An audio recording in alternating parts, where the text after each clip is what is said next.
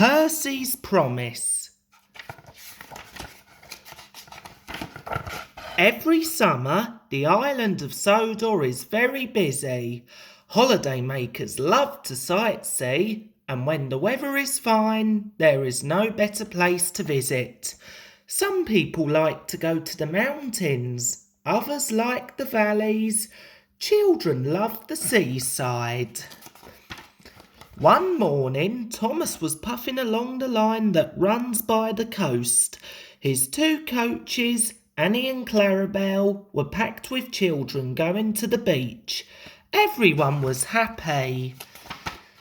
Percy was taking some freight cars to the harbour.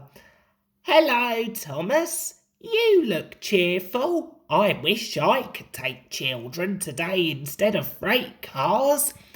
"They're the Vicar's Sunday School," explained Thomas. "I'm busy this evening, but the station master says I can ask you to take the children home." "Of course I will," promised Percy.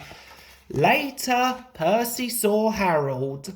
"Sorry, Percy, can't talk. I'm on high alert." "Why?" "Bad weather's due. My help's always needed. Mind how you go, Percy." "Pah!" huffed Percy. "As long as I've got rails to run on, I can go anywhere in any weather anyhow. Goodbye." He set off for the beach. It was a beautiful day, but Edward was worried. "Be careful," he warned. "There's a storm coming." "A promise is a promise," thought Percy, "no matter what the weather."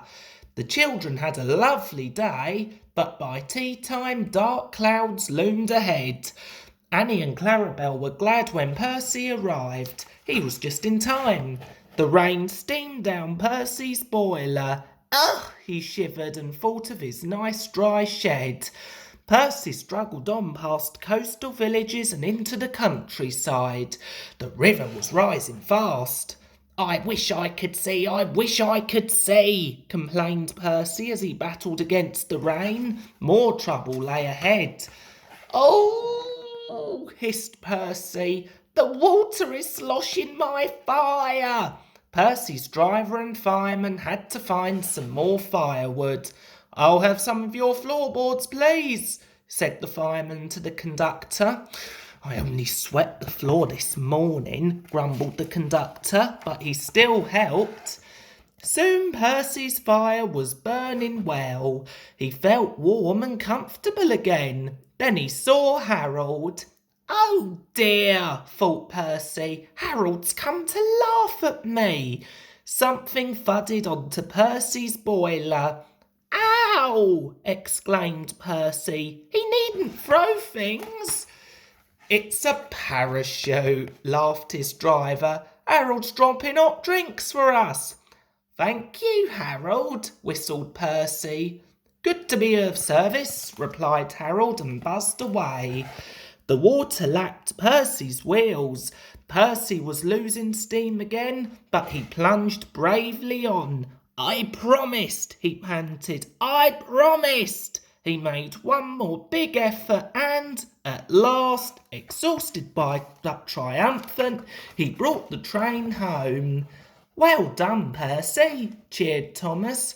"You kept your promise despite everything." Sir Topham Hatt arrived in Harold.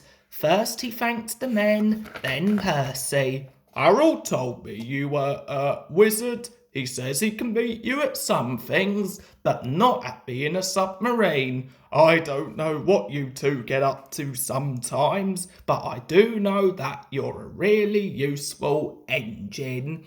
"Oh, sir," whispered Percy happily.